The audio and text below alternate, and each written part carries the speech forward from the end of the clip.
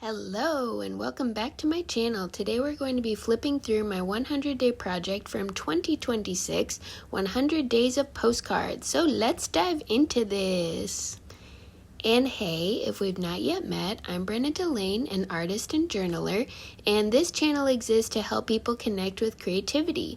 The 100-Day Project is a global movement for creatives to commit to some sort of creative act for 100 days. This year was my second year participating, and I did 100 days of postcards, and last year I did 100 days of art journaling, and got to about 88 spreads last year. This year made it to 100, so let's flip through these. I also wanted to chat through some of my reflections from the project. Definitely daily practice of creativity helps me in so many ways. And one of the ways is it regulates my nervous system. So sitting down with paint or stickers or collage or just whatever I happen to have, it really helps me to ground and connect with my body and feel okay inside.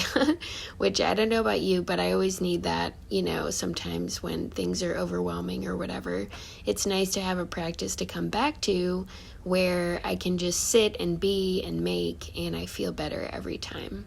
So as you can see, there's a ton of different mediums that go on in this project, everything from paint to stamps to collage a little later on, and there are 3 paths talked about a lot amongst the folks that do the 100-Day Project, and those 3 paths are to practice, to produce, or to play. And it's been said, pick a path and go for it. And so some people are practicing the same thing over and over 100 times. Some people are producing 100 things, whatever that means for them. Tons of different projects I've seen. They're all super cool. So anyway, the play path is what I chose to do. So every day I came to the art table or wherever I happened to be making these, because sometimes I was out of town, but I still made my project. Anyway, every day I would come to my creative practice and I would ask, okay, what wants to come through me today? And so there are tons of different vibes, tons of different textures, colors, feels, and that's what I really enjoy about this flip through in this project is it's not one thing, it's many things. And as I flip through, the memories come back of the days I made these and what was going on, and it just feels really beautiful to have made 100 pieces. Like I said, last year I made it to about 80 something pieces of art journaling, and that was really fun but also a lot, so I decided to make my project this year a lot simpler. So anyway, let's chat through another few things that daily creative practice helps me with. I already talked about regulating my nervous system. Another one it helps me with is to be more decisive in my life, which was really surprising to me. I did not know that was going to happen. But yes, when I do daily creative practice, there are so many little decisions that have to be made. Like, where does the blue go? Where does the sticker go? Do these corners need to be rounded? There's so many different little tiny decisions. What medium do I choose today? Right? What do I feel I want to make? And all of this. So the decisiveness really starts to come through in the creativity, but also in my life. So I don't know about you. Leave a comment and tell me, is this true for you too? Like, when you make stuff a lot, do you make stuff? And if you do, does it help your decisiveness? I wonder if this is just me. Another thing that daily creative practice really helps me with, and something that I really found in this project in a big way, was the ability to look past perfectionism and the ability to be easy with myself instead of harsh, and not be such a perfectionist in my art. But then again, also that bleeds into your life, or at least it did for me. So I found it was easier to let go of perfectionism in my life because I was having this practice of doing it in my art. So I think that's another beautiful piece of creative practice that we can cultivate. I think it doesn't just happen overnight. I think it's the daily practice of making these little decisions, of regulating every day, of, being more decisive. And that is what helps us to build and grow toward being a person that is more decisive, or that is more regulated, or that is less perfectionistic, right? So yeah, it varies as well. I wanted to chat through what's happened since the 100-day project, because as we flip through these, this is just one moment in time, or a 3-month period basically. The 100-day project this year ran from the end of February until June 1st. So March, April, May was basically those 3 months plus a couple few days. And so in 3 months, 100 pieces, that's pretty cool, one a day if on the math on that or whatever. But I did mine a cluster every few days is mostly how about half the project was done that way. The first half I did every single day. And then I found for my own kind of creative leanings and practice that it really works for me to make 8 things at once, 5 things at once, 4 things at once every few days. So that's basically how it's been for me since then. I've been, working with my creativity daily in some sort of way, whether it's writing or, something else, collage, whatever. But when I sit down at the art table to make art, that happens every couple days. Every day to 3 days, I make art like this, little things like this. I've been really obsessed lately with making greeting cards, but also it varies, greeting cards. Sometimes I'm in my journal and I stick one sticker or a few stickers. Sometimes it's involved collage with paint and all of this. Sometimes it's writing and art. But overall, I just love doing daily-ish creative practice for those reasons I mentioned, being more decisive, looking past perfectionism, regulating the nervous system. And I am curious, do you make stuff? Tell me in the comments if you do. And, as we get into the rest of the project, as we flip through, it's just interesting to notice the kind of the progression. I started with a lot of paint and a lot of stamps and markers, and then I kind of went to these collages, and that's what I have been doing that's felt like home lately, are little collages.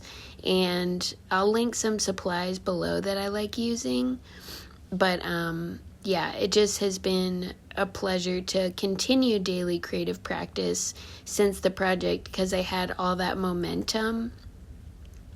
And so, it's been nice to continue. So anyway, I hope this helps to inspire you and to connect you with the reasons for your own creativity or lack thereof. I think we all have creativity inside of us. It's just if we listen to that small voice that's telling us to make things or not. And even if you haven't listened to it in a while, I think that it can definitely be cultivated, and the voice can get stronger and louder, and then we'll know where to put the blue. We'll know where to put the crumpled paper. We'll know what to hot glue to what. So, I really believe that. I think that creativity is very flexible and bendable, and it meets us where we are. So if we're not interested in creativity, it's okay, but then if we're showing signs of interest, creativity will meet us there and be like, hey dude, what's up? Again, at least that's been my experience, and I've been in this creative world, creative life for so long, it's kind of like breathing at this point. But I think if you're just beginning, there are so many beautiful parts to a creative life.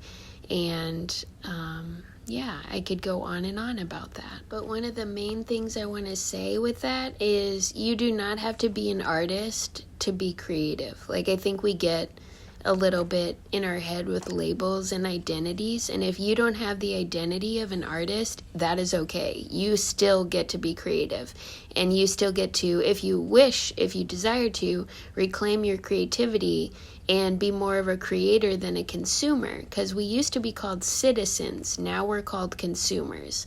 So I feel like being creative is a subtle and not so subtle in some ways way to take our power back. And I think it's very important that we all connect with that voice inside that tells us not only where to put the blue, but how to soften and be nice to ourselves, which may sound a little woo or like hippy dippy, but I think it's so important. I think the kindness we offer to ourselves mirrors the kindness that we offer to the world. And if we're not taking care of ourselves, especially creatively and all the other ways we can take care of ourselves, we start to atrophy and life becomes less sparkly, right? With a creative life, I feel that life can become sparkly again. And again, this process of creating causes us to look inward. And that's what the project teaches me every year. I know I've only done it for 2 years, but both years that has been the case, where I have to look inward to find my peace, my calm, and my creativity. And so, yeah, again, I hope this inspires you and supports you in your own journey. Leave a comment with your favorite of the, I know I'm flipping through these kind of fast, but if you had a favorite and you could see the number on it, let me know what your favorite is or what your favorite style is among all these, because it's cool to hear, from the community. I think it's cool to support each other here on YouTube, here on Instagram, and other places as well. So yes.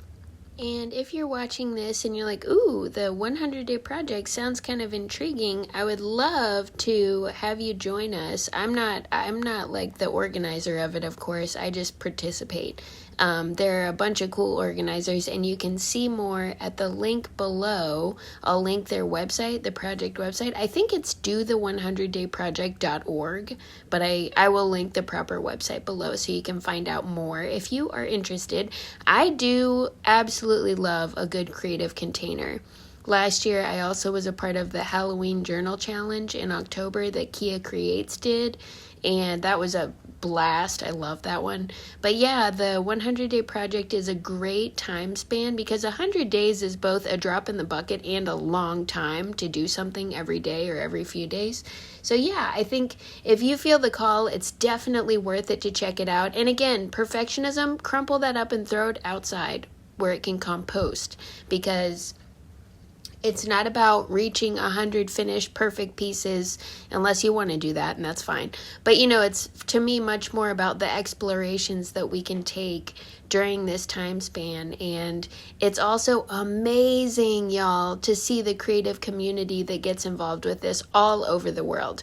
I saw people from literally all over the planet doing this project this year, and it was so encouraging to juice each other up and be like, yeah, you guys are doing great, and I'm going to share your work and all this. And it was so sweet. So yes, it's a great community, and I had a blast doing the project for 2 years in 25 and 26. Can't wait for 27. Usually it runs in spring, and so you can check that out if you would like. And again, y'all, if you are still here till the end, basically, thank you for watching. Thank you for watching the flip through or just listening along, putting this on in the background of your life.